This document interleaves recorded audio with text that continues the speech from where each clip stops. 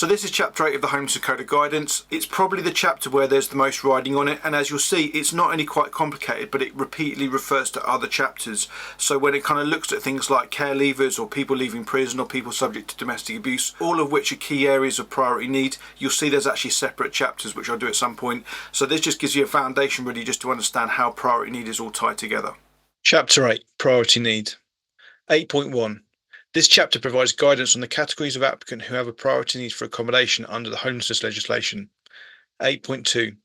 Housing authorities have duties to try and prevent or relieve homelessness for all applicants who are eligible for assistance and are homeless or threatened with homelessness, irrespective of whether or not they may have a priority need for accommodation. If a housing authority is unable to prevent an applicant from becoming homeless or to help them to secure accommodation within the relief stage, they are required to reach a decision as to whether the applicant has a priority need for accommodation. 8.3. Section 188(1) of the 1996 Act requires housing authorities to secure that accommodation is available for an applicant if they have reason to believe that the applicant may be homeless, eligible for assistance, and have a priority need. The housing authority may bring this interim accommodation duty to an end during the relief stage if they subsequently find that the applicant does not have a priority need or are not eligible or not homeless, and issues a decision that the applicant will not be owed further duties at the end of the relief duty. For further guidance on accommodation duties, see Chapter 15. Section 1932 of the 1996 Act requires housing authorities to secure accommodation for applicants who have a priority need for accommodation. Section 1891 and the Homelessness Priority Need for Accommodation England Order 2002, the 2002 order, provide that the following categories of applicant have a priority need for accommodation. A pregnant woman or a person with whom she resides or might reasonably be expected to reside. See paragraph 8.5. B. A person with whom dependent children reside or might reasonably be expected to reside. See paragraphs 8.6 to 8.12. C. A person who is homeless as a result of that person being a victim of domestic abuse. See paragraph 8.13. D. A person who is vulnerable as a result of old age, mental illness, learning disability or physical disability or other special reason, or with whom such a person resides or might reasonably be expected to reside. See paragraphs 8.14 to 8.19. E. A person aged 16 or 17 who is not a relevant child or a child in need with whom a local authority owes a duty under Section 20 of the Children Act 1989. See paragraphs 8.20 to 8.24. F. A person under 21 who was, but is no longer looked after, accommodated or fostered between the ages of 16 and 18, except a person who is a relevant student. G. A person aged 21 or more who is vulnerable as a result of having been looked after, accommodated or fostered, except a person who is a relevant student. See paragraphs 8.29 to 8.32. H. A person who is vulnerable as a result of having been a member of Her Majesty's regular naval, military or air forces. See paragraphs 8.33 to 8.34. I. A person who is vulnerable as a result of 1. Having served a custodial sentence, 2. Having been committed for contempt of court or any other kindred offence, or 3. Having been remanded in custody. See paragraphs 8.35 to 8.36. J. A person who is vulnerable as a result of ceasing to occupy accommodation because of violence from another person or threats of violence from another person which are likely to be carried out. See paragraphs 8.37 to 8.38. K. A person who is homeless or threatened with homelessness as a result of an emergency, such as flood, fire, or other disaster. 8.4. Once a housing authority have notified an applicant they have a priority need and have been accepted as owed the Section 1932 duty, it cannot subsequently change that decision if the applicant subsequently ceases to have a priority need, for example because a dependent child leaves home, except where a review has been requested and the change takes place before the review decision. Any change of circumstance prior to the decision on the homelessness application should be taken into account. However, once all the relevant inquiries are completed, the housing authority should not defer their decision on the case in anticipation of a possible change of circumstance. Pregnant women. 8.5. A pregnant woman and anyone with whom she lives or might reasonably be expected to live has a priority need for accommodation. This is regardless of the length of time that the woman has been pregnant. Normal confirmation of pregnancy, for example, a letter from a medical professional such as a midwife, should be adequate evidence of pregnancy. If a pregnant woman suffers a miscarriage or terminates her pregnancy before a decision is reached as to whether she is owed Section 1932 main housing duty, the housing authority should consider whether she continues to have a priority need as a result of some other factor. For example, she may be vulnerable as a result of another special reason. See paragraph 8.39. Dependent children. Applicants have a priority need if one or more dependent children is living with them or might reasonably be expected to live with them. There must be actual dependence on the applicant, although the child need not be wholly and exclusively dependent on them. There must also be actual residence or reasonable expectation of residence with some degree of permanence or regularity rather than a temporary arrangement whereby the children are merely staying with the applicant for a limited period. See paragraphs 8.10 and 8.11. The child need not be wholly and exclusively resident or expected to reside wholly and exclusively with the applicant. 8.7. The 1996 Act does not define dependent children, but housing authorities may wish to treat as dependent all children under 16 and all children aged 16 to 18 who are in or are about to begin full-time education or training, or who for other reasons are unable to support themselves and who live at home. The meaning of dependency is not, however, limited to financial dependency. Thus, while children aged 16 and over who are in full-time employment and are financially independent of their parents would not normally be considered to be dependents, housing authorities should remember that such children may not be sufficiently mature to live independently of their parents, and there may be sound reasons for considering them to be dependent. The Secretary of State considers that it will be very rare that a 16 or 17-year-old child who is living at home will not be considered to be dependent. 8.8. Dependent children need not necessarily be the applicant's own children, but could, for example, be related to the applicant or their partner, or be adopted or fostered by the applicant. There must, however, be some form of parent-child relationship. 8.9. Housing authorities may receive applications from a parent who is separated from their former spouse or partner. In such cases where parents separate, the court may make a residence order indicating with which parent the child normally resides. In such cases, the child may be considered to reside with the parent named in the order and would not normally be expected to reside with the other parent. However, in many cases, the parents come to an agreement themselves as to how the child is cared for, and a court order will not be required. 8.10. Residence does not have to be full-time and a child can be considered to reside with either parent or with both parents. However, there must be some regularity to the arrangement for it to establish residence. Housing authorities should be mindful that where parents separate, there will generally be a presumption towards shared residence, though this will not always be on the basis of an equal amount of time being spent with both parents. 8.11. If the child is not currently residing with the applicant, the housing authority will need to decide whether, in the circumstances in which the applicant is homeless, it would be reasonable for the child to do so. An agreement for joint residency between a child's parents or a joint residence ordered by the court will not automatically lead to a conclusion that it will be reasonable for the child to reside with the parent making the application, and housing authorities will need to consider each case individually. In doing so, housing authorities should take into account the specific needs and circumstances of the child, including whether suitable accommodation is available to them with their other parent. 8.12. Where the applicant's children are being looked after by a Children's Social Service Authority, whether subject to a care order or being accommodated under a voluntary agreement, and they are not currently living with the applicant, liaison with the Social Services Authority will be essential. Joint consideration with social services will ensure the best interests of the applicant and the child are served. This may, for example, enable a family to be reunited subject to suitable accommodation being available. Domestic abuse. 8.13. Applicants have a priority need for accommodation if they are homeless as a result of being victim to domestic abuse. Chapter 21 contains further guidance on assessing applicants who are homeless as a result of being victim to domestic abuse. Vulnerability. 8.14. A person has a priority need for accommodation if they are vulnerable as a result of A. Old age, B. Mental illness or learning disability or physical disability, C. Having been looked after, accommodated or fostered and is aged 21 or more, D. Having been a member of Her Majesty's regular naval, military, or air forces.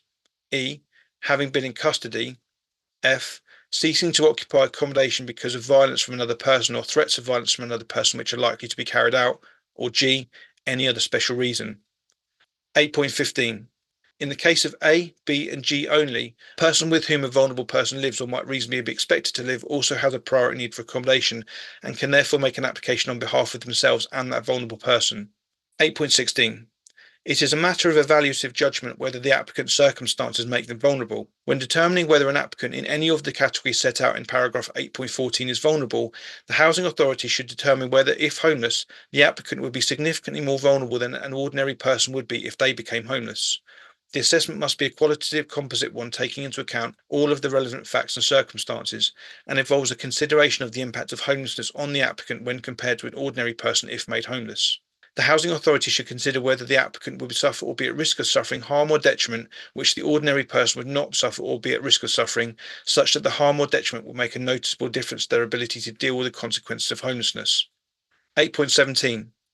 When assessing an applicant's vulnerability, a housing authority may take into account the services and support available to them from a third party, including their family. This would involve considering the needs of the applicant, the level of support being provided to them, and whether with such support they would or would not be significantly more vulnerable than an ordinary person if made homeless. In order to reach a decision that a person is not vulnerable because of the support they receive, the housing authority must be satisfied that the third party will provide the support on a consistent and predictable basis. In each case, a housing authority should consider whether the applicant, even with support, would be vulnerable. 8.18.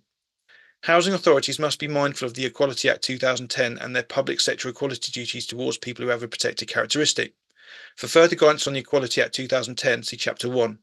If the applicant has a disability or another relevant protected characteristic, the authority should assess the extent of such a disability and the likely effect of that disability, when taken together with any other features, on the applicant if and when homeless.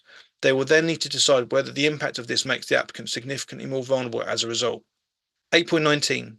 Some of the factors which may be relevant to determining whether an applicant is vulnerable are set out below. 16 and 17-year-olds. 8.20. The specific duties towards 16 and 17-year-olds who are at risk of homelessness or who are homeless, and the legal duties children's services authorities and housing authorities have towards them are set out in the government statutory guidance, provision of accommodation for 16 and 17-year-old young people who may be homeless and or require accommodation. Provision of accommodation for 16 and 17-year-old young people who may be homeless and or require accommodation. 8.21. 16 and 17-year-old homeless applicants have a priority need for accommodation except those who are A. a relevant child, or B. a child in need who is owed a duty under Section 20 of the Children Act 1989. A relevant child is a child aged 16 or 17 who has been looked after by a local authority for at least 13 weeks since the age of 14 and has been looked after at some time while 16 or 17 and who is not currently being looked after, i.e. an eligible child, for the purposes of paragraph 19b of Schedule 2 to the Children Act 1989. In addition, a child is also a relevant child if they would have been looked after by the local authority as an eligible child, but for the fact that on their 16th birthday they were detained through the criminal justice system or in hospital, or if they returned home on family placement and that has broken down. See Section 23A of the Children Act 1989, Section 23A and Regulation 3 of the Care Leavers England Regulation 2010. 8.23. The primary responsibility for a child in need who requires accommodation, including a 16 and 17-year-old who is homeless, lies with the relevant Children's Services Authority. The Children Act 1989, Section 20, places a duty on Children's Services Authorities to accommodate a child in need, and in almost all circumstances, a homeless 16 and 17-year-old would be a child in need. 8.24. However, there remain circumstances when the housing authority will have duties towards a homeless 16 or 17-year-old, including when the young person, having been fully informed of the implications and being judged to have a capacity to make that decision, declines to become looked after under the Children Act and instead applies for assistance under homelessness legislation. By definition, these young people are nearing adulthood when a smooth and supported transition will be necessary to protect against the risk of homelessness reoccurring. As both children's services and housing authorities have duties towards this group, it is essential that services are underpinned by written joint protocols which set out clear practical arrangements for providing services that are centred on young people and their families and prevent young people from being passed over and back between housing and children's services authorities. Old age, 8.25. Old age alone is not sufficient for the applicant to be considered vulnerable. However, it may be that as a result of old age, the applicant would be significantly more vulnerable than an ordinary person would be if homeless. Housing authorities should not use the fixed age beyond which vulnerability occurs automatically, or below which it can be ruled out. Each case will need to be considered in light of the individual circumstances. Mental illness or learning disability or physical disability. 8.26. Housing authorities should have regard to any advice from medical professionals, social services, or current providers of care and support. In cases where there is doubt as to the extent of any vulnerability, authorities may also consider seeking a clinical opinion. However, the final decision on the question of vulnerability will rest with the housing authority. In considering whether such applicants are vulnerable, authorities will need to take account of all relevant factors, including A. the nature and extent of the illness and/or disability, B. the relationship between the illness and the individual's housing difficulties, and C. the relationship between the illness and/or disability and other factors such as drug and alcohol misuse, offending behaviour, challenging behaviour, age, and personality disorder. 8.27. Assessment of vulnerability due to mental health problems will require cooperation between housing authorities, social services authorities, and mental health agencies. Housing authorities should consider carrying out joint assessments or using a trained mental health practitioner as part of the assessment team.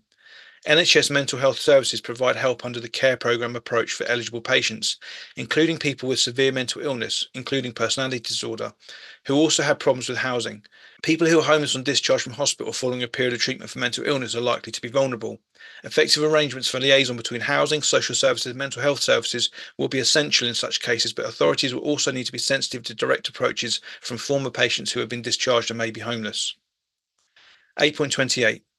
Learning of physical disabilities or long-term or acute illnesses which give rise to vulnerability may be readily discernible, but advice from health or social services should be sought wherever necessary.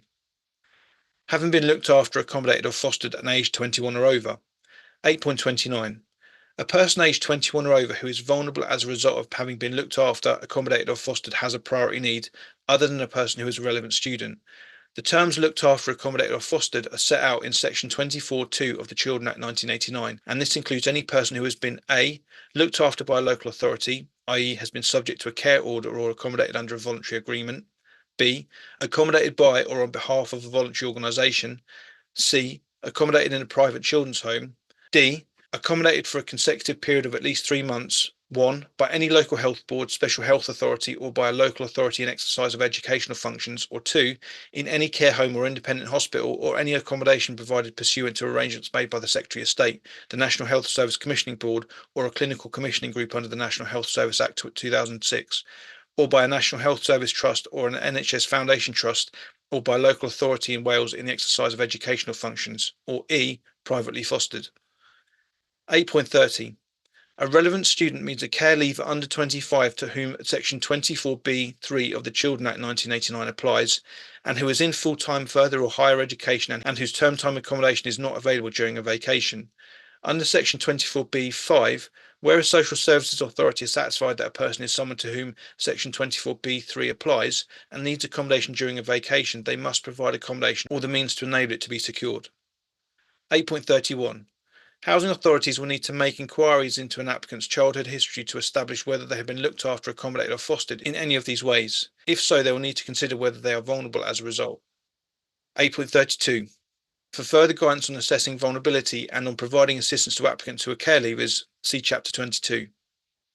Having been a member of the Armed Forces. 8.33. A person who is vulnerable as a result of having been a member of Her Majesty's Regular Armed Forces has a priority need for accommodation. Former members of the Armed Forces will include a person who was previously a member of the regular Naval, Military or Air Forces. 8.34. For further guidance on assessing vulnerability and on providing assistance to applicants who are veterans, see Chapter 24. Having been in custody. 8.35. A person who is vulnerable as a result of having served a custodial sentence, been committed for contempt of court or remanded in custody, has a priority need for accommodation. 8.36. For further guidance on assessing vulnerability and on providing assistance to applicants who have been in custody or detention, see Chapter 23. Having left accommodation because of violence. 8.37. A person has a priority need if they are vulnerable as a result of having to leave accommodation because of violence other than domestic abuse from another person or threats of violence from another person that are likely to be carried out. It will usually be apparent from the assessment of the reason for homelessness whether the applicant has had to leave accommodation because of violence or threats of violence. In cases involving violence, the safety of the applicant and ensuring confidentiality must be of paramount concern. 8.38. Note, in this context, violence does not include violence which relates to domestic abuse. For further guidance on dealing with cases involving domestic abuse, see Chapter 21. Other special reason. 8.39. Section 189(1)(c) provides that a person has a priority need for accommodation if they are vulnerable for any other special reason. The legislation envisages that vulnerability can arise because of factors that are not expressly provided in statute. Each application must be considered in the light of the facts and circumstances of the case. Moreover, other special reasons giving rise to vulnerability are not restricted to the physical or mental characteristics of a person. Where applicants have a need for support but have no family or friends on whom they can depend, they may be vulnerable as a result of any other special reason. 8.40. Housing authorities must keep an open mind and should avoid blanket policies that assume that particular groups of applicants will or will not be vulnerable for any other special reason. Where a housing authority considers that an applicant may be vulnerable, it will be important to make an in-depth assessment of the circumstances of the case. Guidance on certain categories of applicants who may be vulnerable as a result of any of the special reason is given below. The list below is not exhaustive, and housing authorities must ensure they give proper consideration to every application on the basis of the individual circumstances. In addition, housing authorities will need to be aware that an applicant may be considered vulnerable for any other special reason because of a combination of factors which, taken alone, may not necessarily lead to a decision that they're vulnerable. For example, drug and alcohol problems, common mental health problems, a history of sleeping rough, no previous experience of managing a tenancy. 8.41. Any person who may reasonably be expected to die of a progressive illness within the next 6 months, or is in receipt of treatment that is reasonably considered to be palliative care, will almost certainly have a priority need. Effective arrangements for liaison and coordination of support and palliative care between housing, social services, and health services will be essential in such cases. These services will want to take account of good practice guides and toolkits for providing effective coordinated care for such cases. 8.42.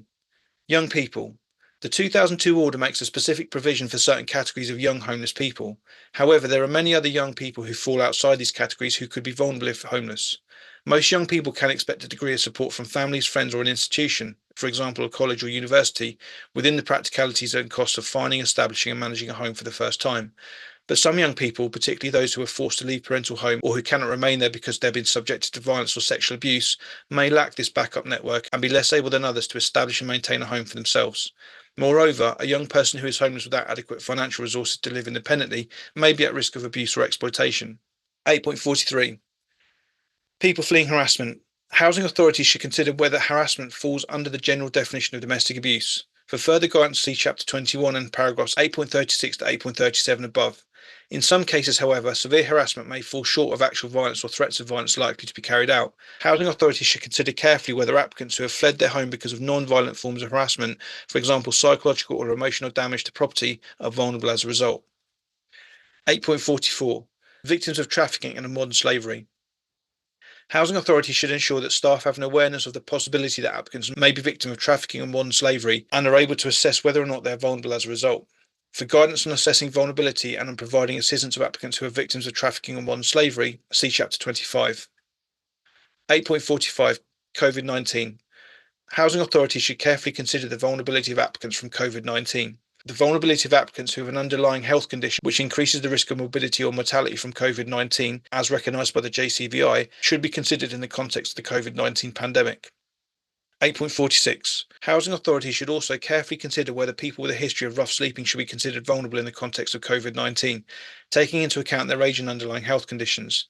Further guidance on clinical support for people with a history of rough sleeping can be found in the COVID-19 Clinical Assessment Plan.